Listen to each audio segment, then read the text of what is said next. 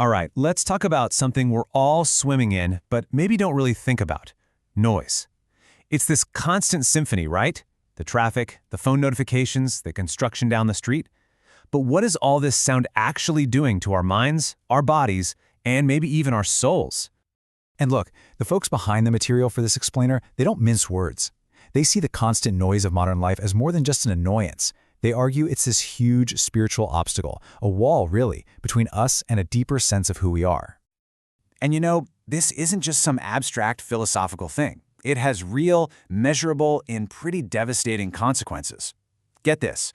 The World Health Organization estimates that noise pollution costs Western Europe over 1 million healthy life years every single year. I mean, that is a staggering number for something we mostly just try to tune out.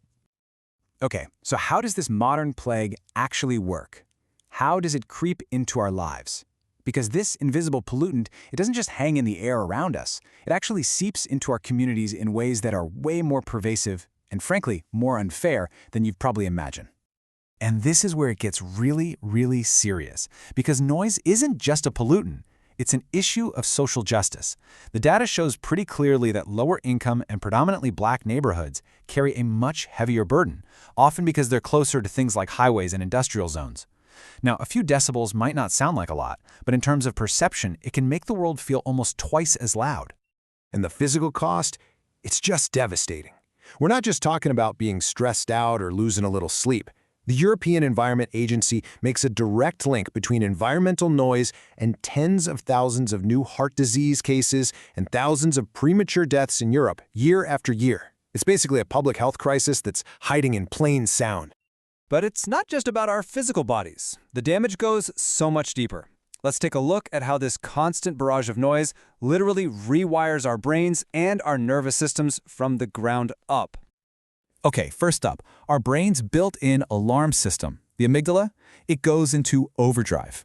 So even when you think you've gotten used to the sound of the train or the freeway, on a deep level, your brain is still flagging it as a potential danger. So, with that alarm bell constantly ringing, our body's stress response, the whole fight or flight thing, it never shuts off. And that leads to this whole cascade of awful effects. We're talking hormonal imbalances, chronic inflammation. We're essentially living in a constant, low-grade state of emergency. And you can imagine, over the long haul, this just wears us down. The source material points to some really alarming studies about children growing up in these super noisy areas. They show real, measurable deficits in memory, attention, and even in their ability to learn how to read. It's like it just erodes our capacity to think. And this brings us to a really crucial point. You might be thinking, hey, I live by a highway and I'm used to it. It doesn't bother me. But listen to this quote from writer Florence Williams. Just because we've gotten used to something harmful doesn't mean we're thriving. Our bodies and our brains are still footing the bill. And that right there, that idea of not thriving, brings us to the real heart of the argument from our source material.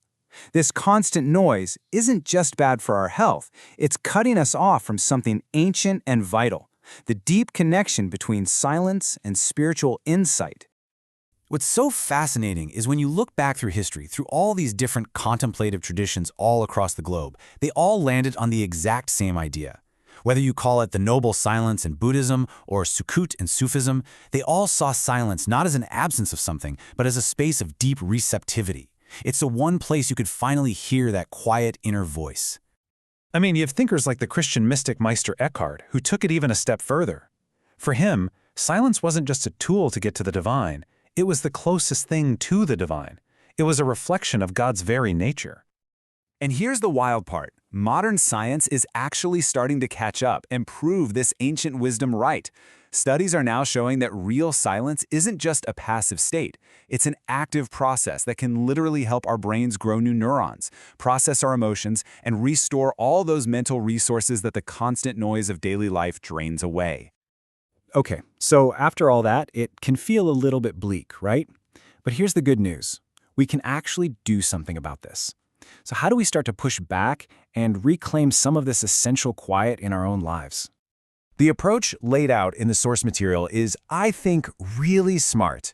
It's a two-part strategy. It's not just about changing our external world, but also about transforming our internal world. You got to manage your space, and you got to manage your mind. So first, let's talk about the outside world, your space. There are simple things you can do that make a huge difference. You know, bookshelves packed with books, they're amazing sound sponges. Putting weather stripping around your windows is a super cheap fix that can cut noise way down. Even something like a white noise machine can help, because it covers up those sudden, jarring sounds with something steady that your brain can easily ignore. But creating a quiet room is only half the battle, right? The sources make it clear that the real transformation happens on the inside. It's about learning to quiet the noise in our own heads and really changing our entire relationship with sound.